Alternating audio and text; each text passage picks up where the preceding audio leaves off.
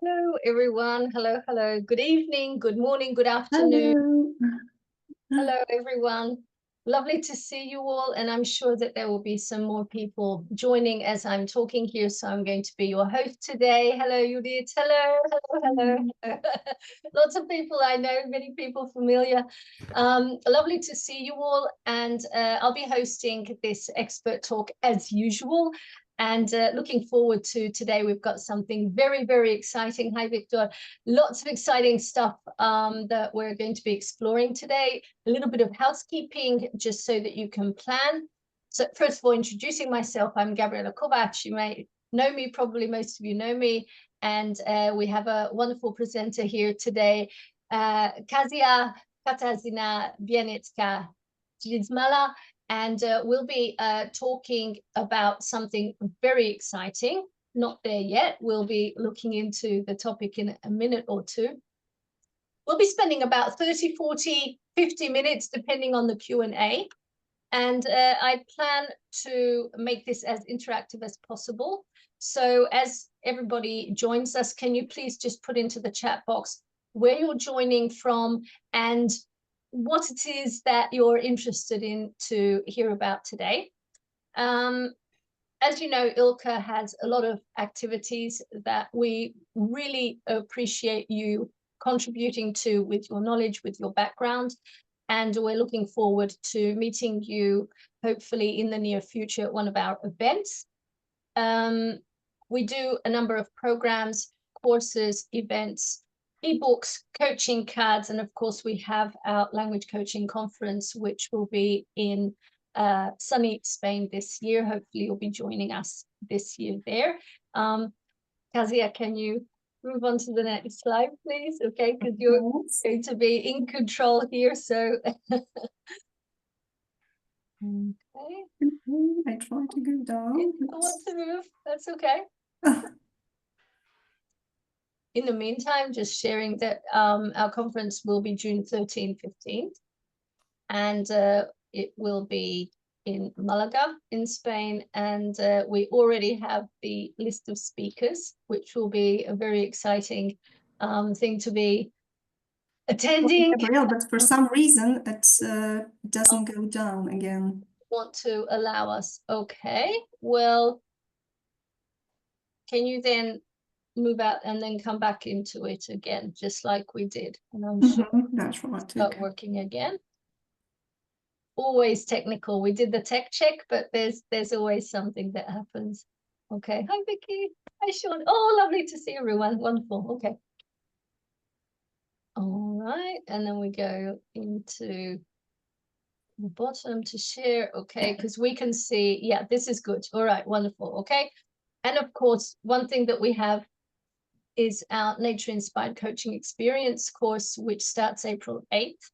And we're very much looking forward to it because we feel that moving outdoors, coaching outdoors, supporting our clients, not only indoors, but outdoors in the coaching process is something very exciting and very useful for well-being, to connect with our external extensions outdoors, be it a tree, a forest, or a little walk in the park. Okay, so as we start today, I'd like to introduce our speaker, who is a senior lecturer, LSP English and German teacher in the Department for Teaching Methodology and Intercultural Studies at the Adam Mickiewicz University in Poznan in Poland. She's also a doctorate, and then I'm letting everyone in. She focuses on coaching, dialogue, metacognitive awareness, autonomy in foreign language learning, and also teaching. And she's also an ICF accredited coach with a ACC coaching credential, and she's the director of the local ICF Poland chapter in Poznan. And I think I'm going to hand it over now to you. Anything that I've left out, anything that you think is important. I know you've also written a book, so you'll be talking about that. But over to you then, and thank you very much for having this conversation with us. Over to you, Dan. Okay, thank you, Gabriela. Thank you for this nice introduction. I would like to welcome all of you to this talk. I'm very happy to be here and honored to be able to speak for ILCA and in this series of expert talks. And first of all, maybe I would like to ask you whether you are language teachers or coaches, maybe you are sponsors, and with sponsor, I mean the stakeholder or the decision maker, because we're going to talk about how to convince your clients and institutional sponsors that language coaching is a good value for money. So if you could just put in the chart whether you are language teachers, coaches, or maybe sponsors. Okay, so a little bit of an introduction from you, where you're all listening in from, and what your background is, what sort of experience you have. Okay, thank you, Elborg, Irina. Okay, so we're getting the answers. Language teacher and language coach from Germany, Frankfurt area. Okay, Elborg. Irina saying she's a language teacher trainer. Okay, Kathy from Atlanta, US, blend of coaching, training, teaching. Okay, Claire is language coach from Paris. Monica from Poland, a Spanish teacher. Okay, then we've got a business English teacher. Oh, wait on, they're running too fast. Wait on. Business English teacher using coaching techniques. Vicky, let's say France, language teacher, coach, language coach. Dawn is based in Germany, language teacher and coach. Language teacher, coach. So most of them blends. Okay, so thank you. And maybe the second question from me for the very beginning, then it will be less questions. I will be talking more. But do you have to convince your clients and institutional sponsors that language coaching is a good value for money? Is it, do you need to explain to your clients, to your institutions, whether coaching really works, or is it something obvious for your universities, for your schools, that coaching is a good value for money?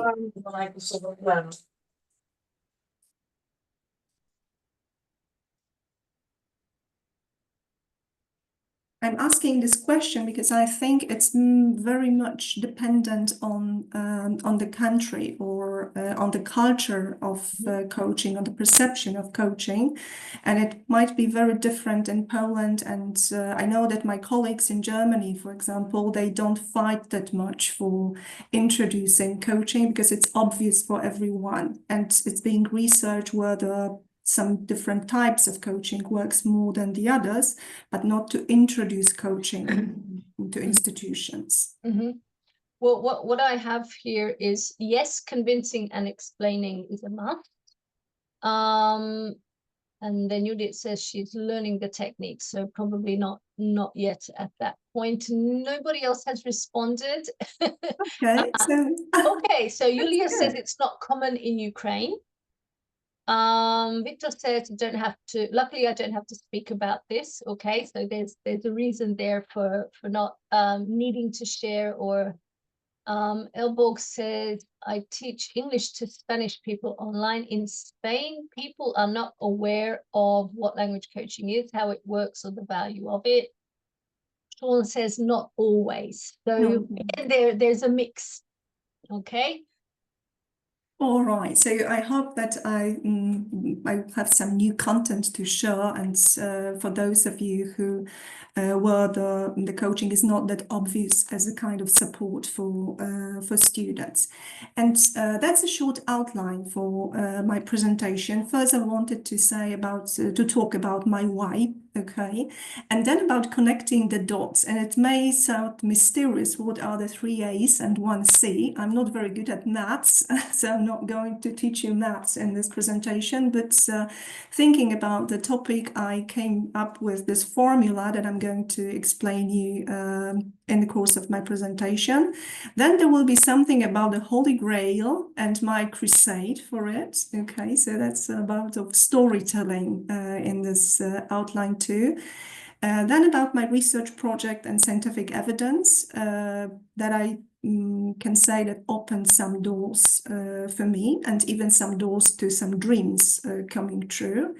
Then will be about more data and more evidence and more arguments, and about some future directions that I can see for my action, but also in general for coaching profession, for language coaching that I wanted to share with you. So I start with my why. I have been teaching foreign languages for more than 25 years. I'm teaching 2 languages, German and English, in various courses and various settings, both private, in academic setting, but also in some companies in Poland. For many years, I had my own private company, language company, providing language services as a language teacher, but also translator for these 2 languages. And for the last 7 years, I have the permanent contract with the Adam Mickiewicz University in Poznań, Poland. And over these 25 years, I collected a lot of own observations that are confirmed in research data and diagnostic data, also of my colleagues at my university. Some of them are about psychological barriers, anxiety that our students experience, especially taking part in multicultural student exchange programs. They struggle to cultivate the communicative and linguistic interests. They limit language learning mainly to the classroom, and they don't do anything extra, which was also confirmed in some research done in our institute. And more and more I'm dealing with new generation of students, and I call them, they are called Y and Z generation students, but the last generation is what I call AI generation student, or post-pandemic students who have some introspection issues, some problems with introspection, who procrastinate. They have problems with self-direction, with over-stimulation.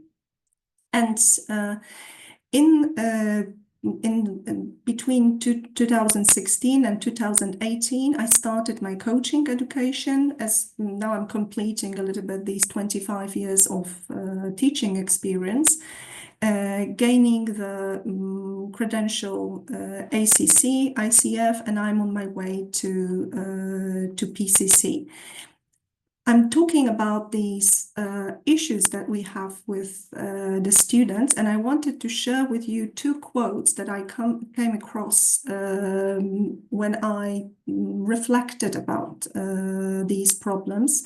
The first one comes from a big study of Bettinger and Baker that I come back to later, that oftentimes in higher education, because this is my setting, the higher education, we assume that students know how to behave. We assume that they know how to study, how to prioritize, how to plan. However, given what we know about rates of college persistence, this is an assumption that we should call into question. And then another quote from a Polish colleague of mine working in Warsaw University, of Professor Maciej Smuk, who did a big research with 150 language students from various universities in Warsaw. And his conclusion from this research was that my own experience with various groups of learners showed that they rarely proceed introspectively. On one hand, that they don't reflect on the relationship between personal goals and the learning process. They are not aware of possible connections, do not perform self-assessment, and they seldom take initiative to plan their own learning process and anticipate fully their future learning steps. So there was something that I could also write and say about my experience with students and with educational setting. So I came up with this 3A. And what I mean with these 3A is attention, awareness, the metacognitive awareness, and autonomy. So I, analyzing the issues that we have with students, I thought first about attention, and attention I thought about this direction of attention that we, starting from very early school years, we encourage our students to direct this attention outside, to the teacher, to the learning materials. We really encourage them to redirect this focus of attention into their own perspective. Actually, we hardly ever did that in the past. We start right now, I think, more and more, but our students are not used to direct attention to themselves. And the second A is about awareness, the metacognitive awareness, understood as the capacity to consciously perceive oneself as a learner and reflect on one's learning process, but it's very much connected with the ability to self-regulation. And the third area of research or of problems that I noticed was the autonomy, but autonomy not understood as being dependent or independent or as learning on our own, but more into the direction of managing own learning, as Giovanna Tassinari, a researcher on autonomy from Berlin, stated. That this managing of own learning is the ability of learners to actively control and direct their learning processes. And Sarah Mercer and Durney wrote about autonomy, that it's a kind of mindset that is crucial for becoming active architects of own learning. And because I worked for many years in the corporate context, I thought about learning foreign language as a kind of having a company.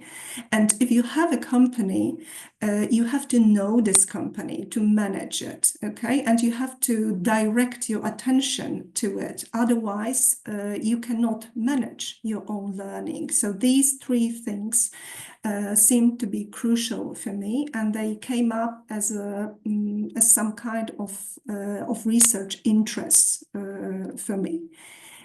I connected these three dots, these dots with three A's with one C. And the one C was, of course, for coaching. And Gabriela, thank you for this quote, because it's about me. So after exploring this problem area that we had at our university, I connected it with coaching that started to be my second job in between 2018 and now. And I discovered that coaching is not only a tool for personal and professional development, but also a valuable resource to enhance language learning. So that was, I could observe that it boosts learner confidence, that it can enhance autonomy. And I have to say it, I absolutely fell in love with it. Okay, so for me, it was like really being struck by lightning, and it's helped me to become another teacher. And I wanted to connect somehow in my professional life these three A's and this C. So I started to research on it, and I found out that in other countries, this innovative form of individual support for language department students exist, and not only exist, but it has been researched for many years that there is some data, some evidence, and language coaching in Germany is very well developed, and we have a couple of researchers. I mentioned here only Professor Karin Klepin and Anke Spenkuch from Bochum, who developed the concept of language learning. But of course, Joe Maynard and you, Gabriela, you contributed with your book also to this research that I could rely on, trying to convince my institutional stakeholders that it's a good idea to introduce coaching in Poland. And I was looking for some evidence for effectiveness of coaching, and the same researchers, Bettingen and Baker, they conducted a very big study between 2003, 2004, and then again between 2007 and 2008, where they conducted their research on nearly 40,000 students across American universities, proving that coaching was a more cost-effective method of achieving retention and gains than even financial aid. So there was already some evidence all over the world that language coaching and coaching in general works. So discovering that, I was of course very happy because I could bring it to my professors, to my university colleagues, and equipped with this knowledge and with this enthusiasm, I thought at that time, it was 2018, that I found the Holy Grail. But it was in the end, because it turned out that the C is not only for coaching, but it's all for crusade. And I, on purpose, I brought here this definition of crusade. Of course, I know it was a medieval fight for religion, but it can be also used as a long and determined attempt to achieve change or stop something because of your strong beliefs. And it was a time of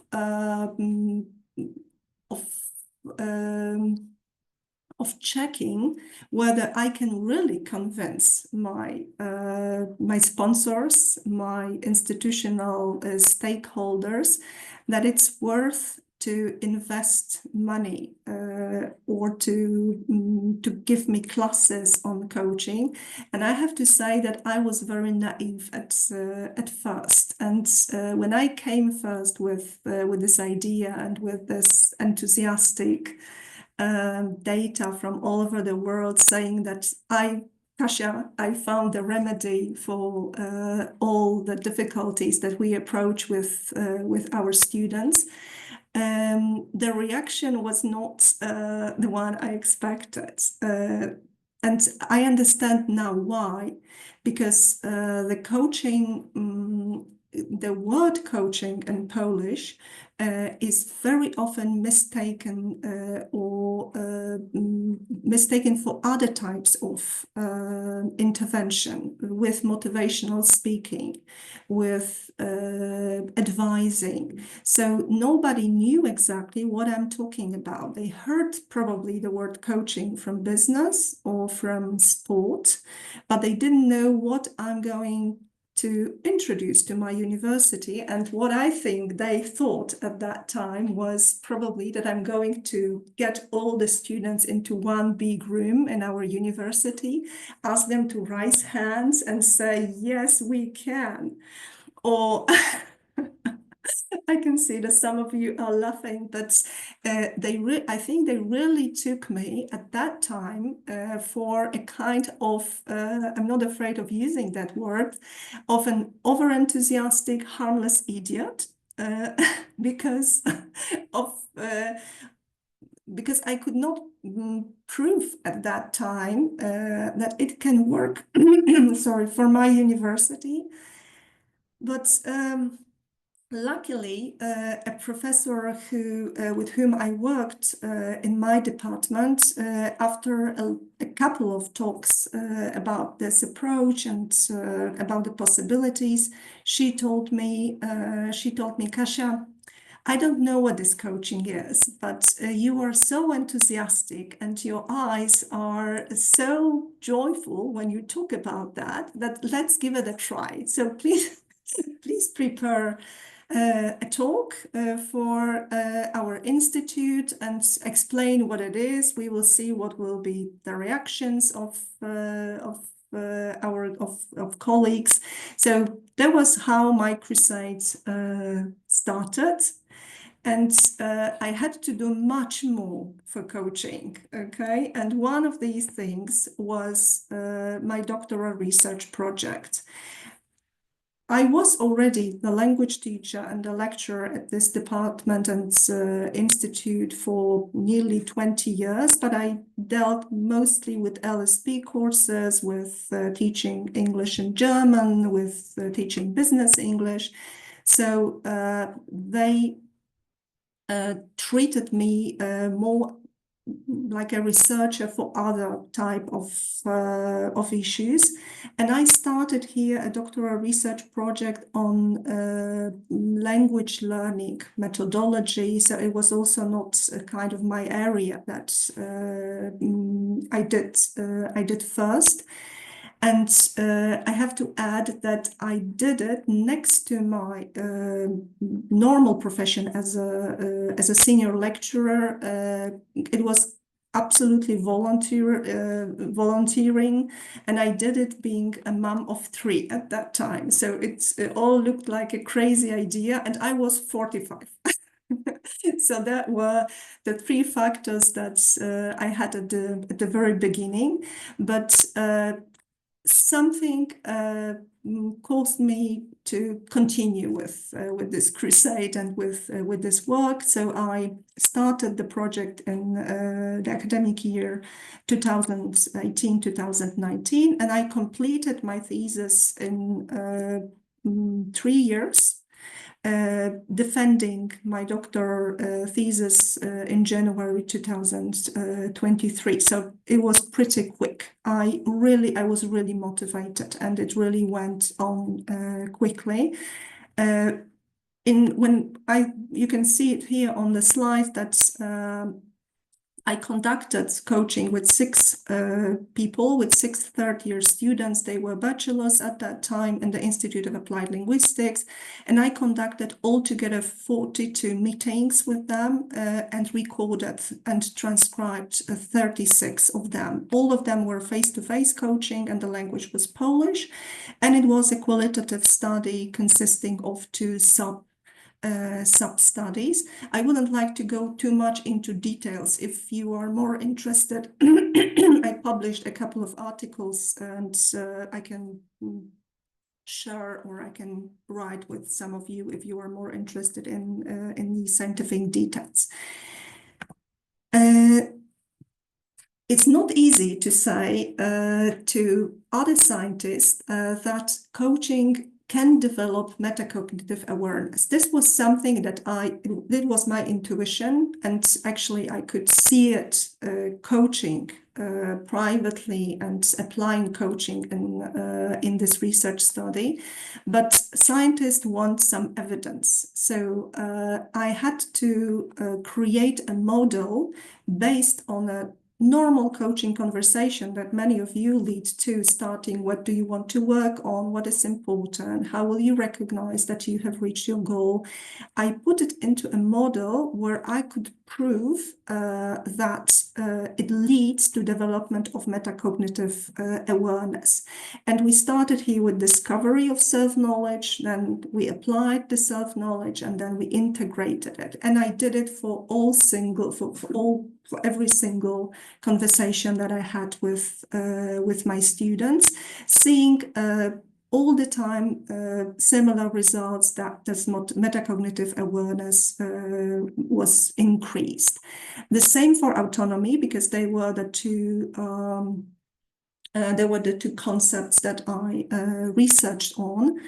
I created a model consisting of 3 different parts of autonomy. One was expansion of self-perception, the second one was agency, and the third one's change of attitude towards language learning.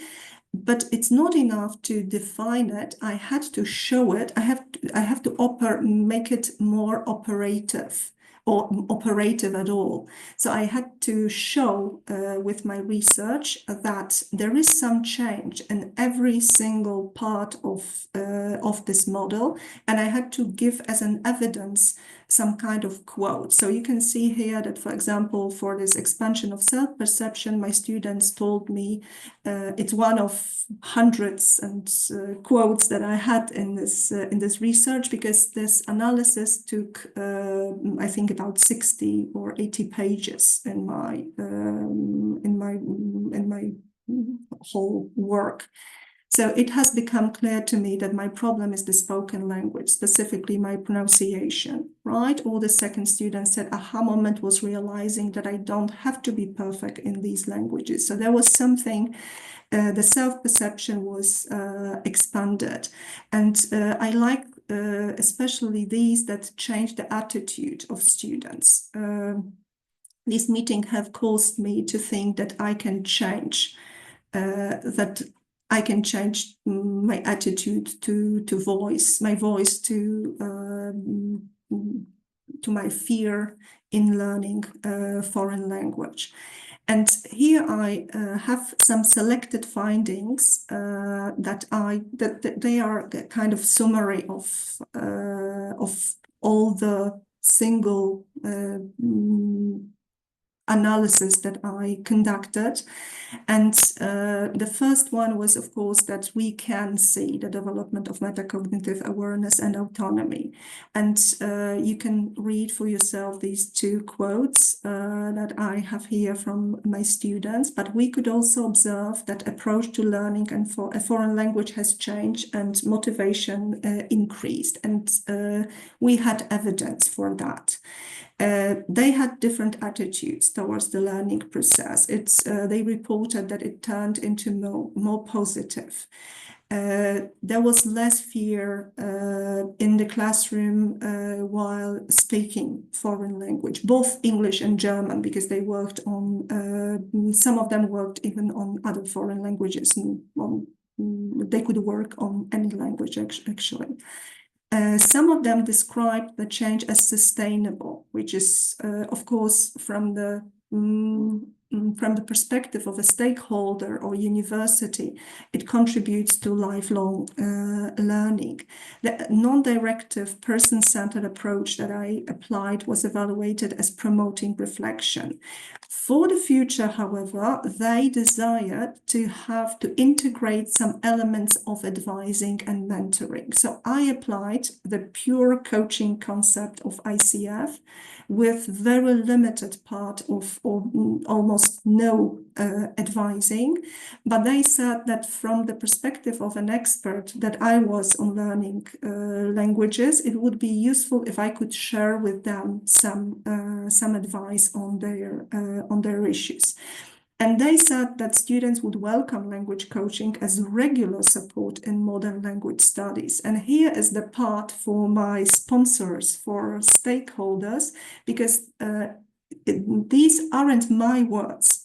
My students expressed this in these evaluation interviews, that they would like to have coaching as the regular support, and they saw transfer of the new insights, the possibilities of transfer and the new insights into some other areas, because many of them are teaching English or German. So they said, you know, I applied some of this approach in my own teaching. I applied some questions that you asked me in my own teachings, which was, of course, very nice for me.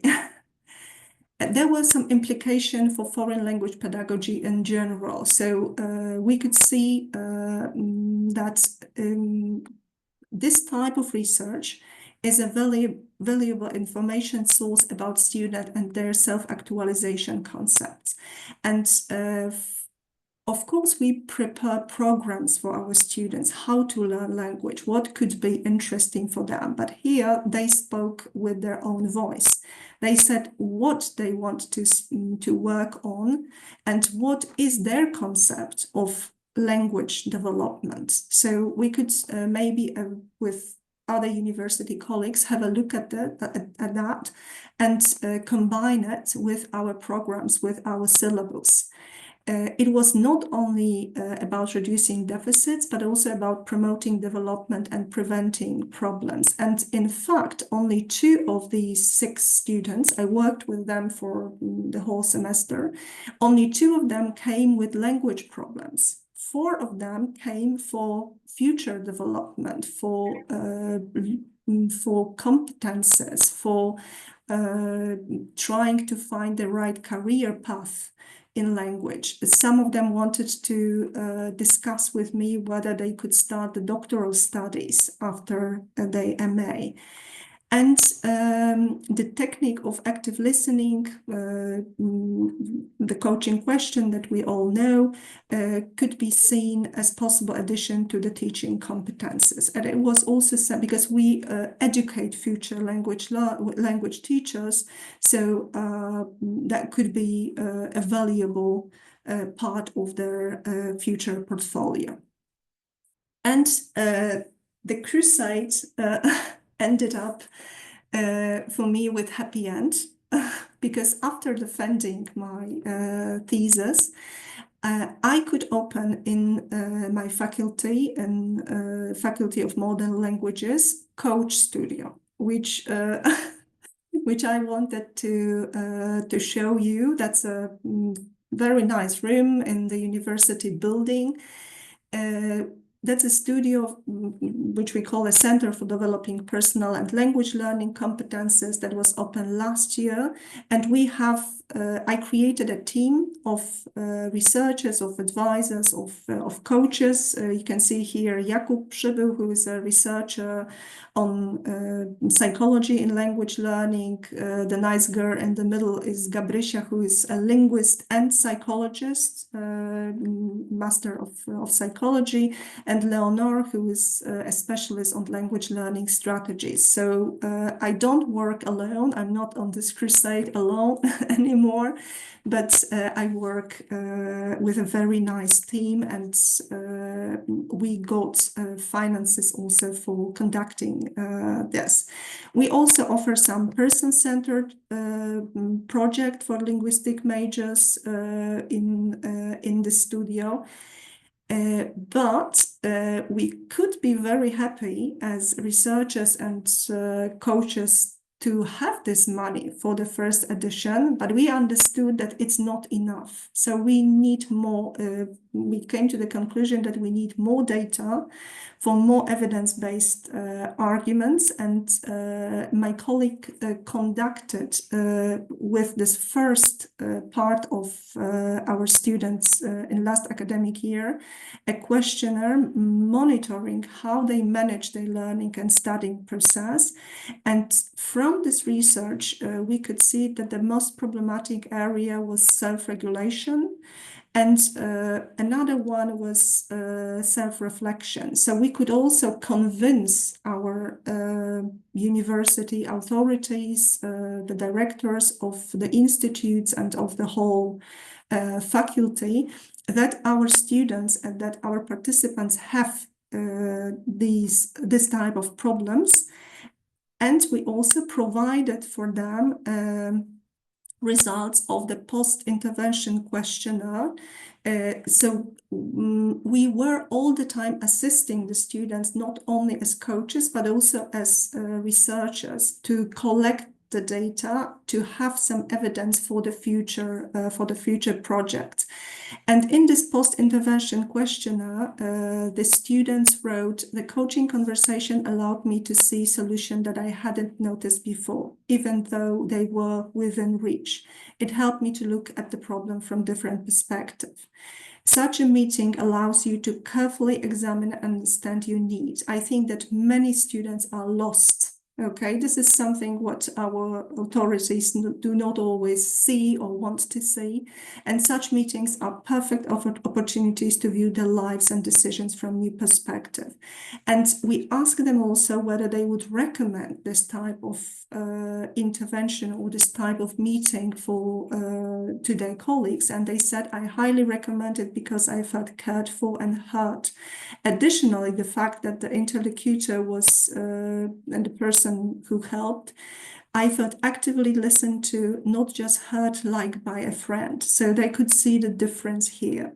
This made me feel that I can actually find a solution to the problem. I chose only 3 quotes because of the length of the talk, but both from this doctoral studies and from the research we did after the first edition of Coaching Studio, we have a lot of quotes, a lot of qualitative data that we can share and that we prepare also for an article soon. What about the future? We would like to apply this concept, and we are about, I think we are about to win a project for preventing dropouts at our university. We wrote a project where we could apply coaching for preventing dropouts. So when this is a problem at your institutions, for example, maybe it would be a good thing to address because according to research conducted by Volker in Germany, when we have dropouts, it's crucial to prevent students from feeling mismatched, isolated, and unsupported. And I think it's here between the non-fit perception and thoughts of quitting, changing, where the coaching intervention could be applied. And we managed to convince our authorities again that coaching could help in this matter. All of these actions that I was talking about and my research, they are within something what we call person-centeredness in foreign language education. And that's a trend that I can see now among going to conferences or discussing it with my colleagues, both in research and people who work practically in coaching. And that's all about the holistic perception of language learners. It's about metacognitive awareness that is connected to learner autonomy and learner success. And all of these, as you can see, is pretty new research, because that one from Liu is from 2022. David Little wrote already some 8 years ago that learner autonomy happens through meaningful choice. Okay, and here's also where coaching can play a role. And the 2 positions from Rebecca Oxford and Sarah that was just published last year, about peace building in language education and compassion-based language education. We all know how is the world right now and what we need to address also to create some kind of peace where in the world that is so very, it's not peaceful at the moment. Coaching is also an approach that can be applied here, and I think that's a kind of door that is being opened now, also in with the view what is in trend in foreign language education, and so I believe deeply, coming to the end of my presentation or my talk, that the door for language coaching can be open. And you can see here my book, because that was just the end of my crusade, successfully completed. And you can see here the door to my coaching studio. And in this door, it's me, it's my colleague Jakub, researcher, but it's the director of my institute, Professor Danuta Wiśniewska, and the dean of Modern Language Department, Professor Andrzej Narloch. And I think with this door can be open with serious arguments, with scientific data, but also with a lot of determination and a lot of enthusiasm that you have to bring to convince your sponsors and stakeholders. And that's all. Thank you. Thank I you. would love to hear your comments, questions, and Thank you very, very much. And what I love about this is that it's so thorough, and it's not just throwing in some general observations about a couple of students, so to say, but there's a lot of evidence-backed statements here. There's been a lot of analytical work in the background, obviously, as part of the research, and it's been systematically assembled into a new sort of logic, which determines, I think, the way forward for anyone who wants to do research in language coaching. It was a joy to listen to. Also, the fact that there is a way to succeed in convincing organizations that coaching is a way to support regarding retention, regarding motivation, regarding reframing mindsets, which is a large part of coaching, and as we know, in the discipline of language coaching. And I think there's a lot of, you know, useful little gems here which we can start thinking about unpacking for our own purposes. Now, whether you want to be supported in that you get a program approved, or you just want to be able to sell your coaching better, there's going to be something here, I think, for everyone to sort of put it together the way that is important for you. So Kazia, thank you very, very much for this. And I'm sure everyone who is here, nobody's left. So that's a pretty good indication. Questions. I just read one or two comments here, if that's okay, that we had along the way. One or two things here that students don't really want to be autonomous, and they start with grammar because it's a safe space for them. You know, I want more grammar, more vocabulary, because that's what they know, right? Also, Elizabeth mentioning here the observation that students are not accustomed to reflect or to think about themselves as learners. It's something that resonates with her. So it's something I think we've all experienced. Yes. And if I could answer to that comment, because I asked my students, I talked with them, that was the second part of the study was the participatory study. So they could evaluate with me the coaching. And I said, we talked that you are not, sometimes we have impression you are not willing to reflect. And they told me, we were never taught how to reflect, how to conduct reflection.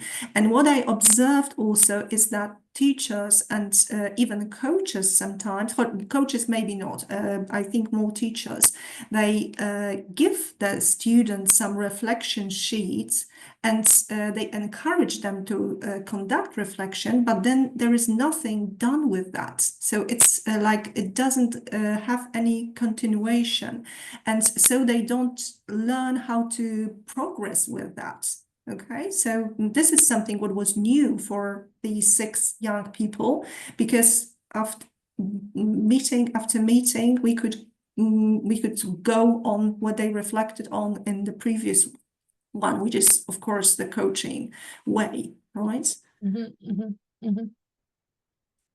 I think what usually happens when I personally am coaching, but I've heard it from a lot of field attendees, graduates here, is that, oh, that's a good question. No one has ever asked me that question before.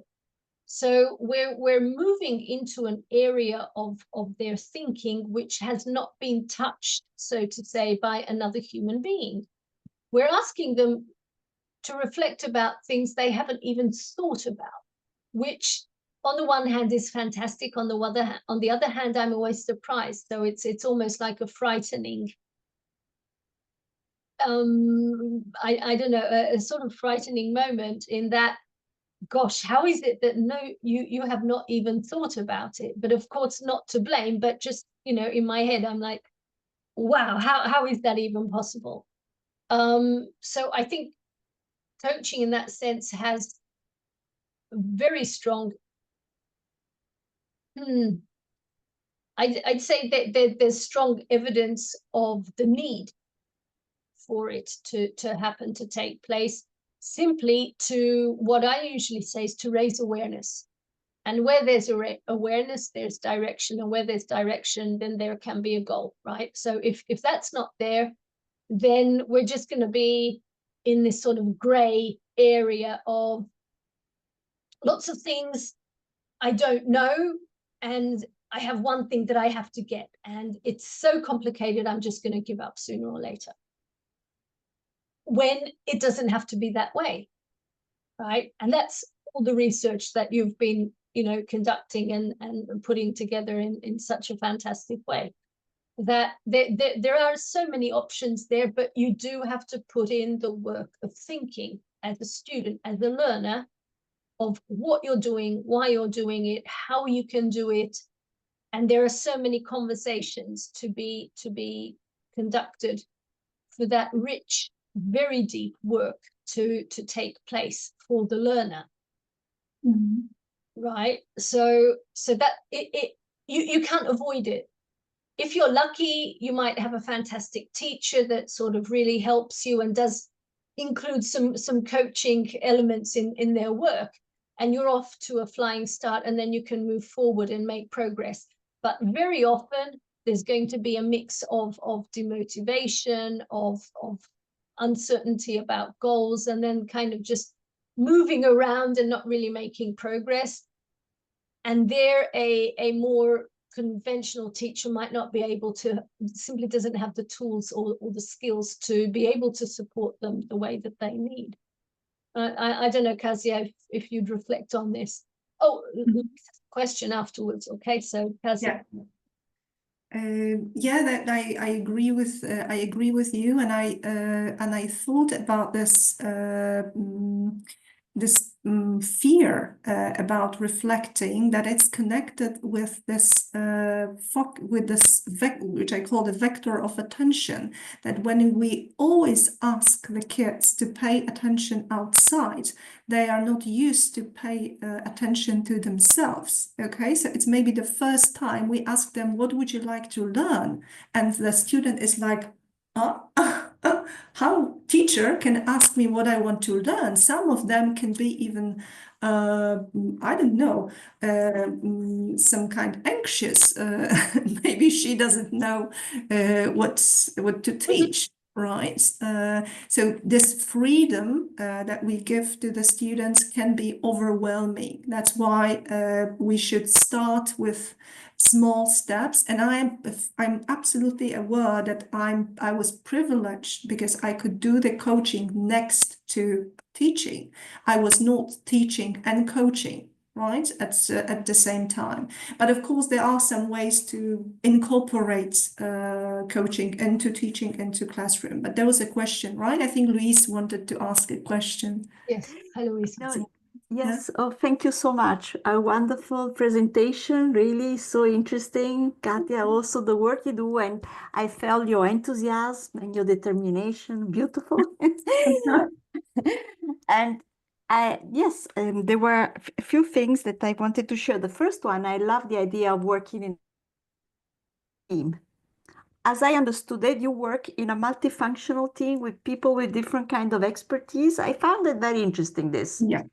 Yeah, because, it can help, right, in different ways. So you work for an organization, I work alone, so it would be more difficult, but it's very interesting, this idea. And the second thing that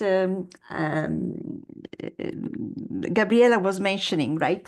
And you also mentioned that people are not used to reflect, right? And to think. And you're totally right that you cannot start, you know, changing totally their approach because it doesn't work, right? And I was just reflecting. Yes, reflection is fine. What about the emotional side? Because how can I say, we're always in the thinking domain. And maybe rationally they understand, why do I say this? Because I noticed that even though they say, oh yeah, oh yeah, then in the long run, it's difficult to, how you say, for me at least, to keep track of this new approach. Because emotionally, I think they go back to their, how you say, operating system of grammar, you know, fear and all this kind of stuff. So it was an open question, you know, how can we make it something sustainable in the long run, you know, the emotional side. Okay, thank you. Okay, Gabriela, may I answer or? Yes, absolutely. Go ahead. Yeah. Okay. Thank you very much for this question, Louise. I think it's even when the students come for coaching meetings, their goals are at the beginning, not their real goals. Because it's something to do with emotion, with this automatic system that they have, as you said, and only after second or third meeting. So that's why it's so important to create the relationship. And when they feel secure, when they feel good with you as a language coach, as a teacher, you only have the chance to start talking about their goals, about language learning. So this was something Sarah Mercer had yesterday, a beautiful webinar online. I was there, and she also said that the relations first. Okay, so only then you can address some emotional issues. However, I understand, and I know because I teach myself how difficult it's to address it in the classroom. So you can, as I said, I was very privileged because I could work with these people outside of the classroom to prepare them for learning. But when you have to do it in the same time, it's extremely difficult, if not impossible sometimes. Thank you. Yes, I agree with that. I also see that, yeah, we do have to. I think coaching is actually what connects the cognitive and the emotional, and will help to turn it, as Sarah Mercer, I was at that talk yesterday also, we have to move it towards action. So just because we understand something, just because we have feelings connected to it, and both of these might change. So our mindset might ultimately change. But if we do not translate that into some sort of action, then very little is going to happen. So we're going to stay in planning mode all the time as coaches and also as clients. And not much is going to happen there to actually move forward. So yeah, we have to keep that in mind too. Yeah. Louise. So the awareness, direction, and goal, right? Gabriela, it's key, right? The goal, also the goal. Okay, thank you very much. Yeah. Without a goal, we're just reflecting a lot, understanding how things happen, looking at a process, and then not actually taking the steps. So without the steps, and also Kazia herself, so you have to take those steps. Maybe not jump, but definitely take steps. So I think that's pretty important there. And to be able to support that, to in a way assist that journey, I think it's really, really beautiful. And I think it's one of the most rewarding things that we can do. Yeah, definitely. One or two things here in the chat, if I may. Yeah, what else do we have? Yeah. Elizabeth says, absolutely agree. Students are asked to reflect with no guidance as to what that means. Yes, so that's reflection on the earlier ones. Cassie, who I think has already left, but says, our learner's learning path really takes a sharp turn with coaching. Empowerment, self-reflection, and not teacher-centered or leads the direction of their learning. I support the small steps that Kathy mentions.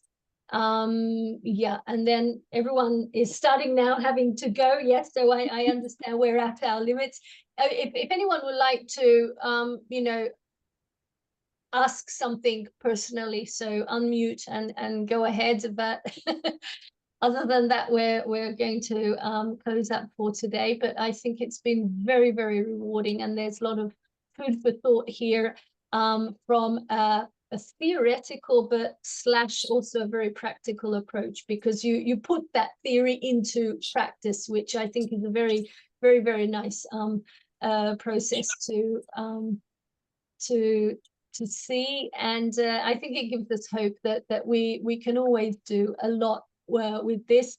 Yes, the PPTs will be available, so if you get in touch with us, we're very happy to share. And of course, it's going to be on YouTube, on our YouTube channel.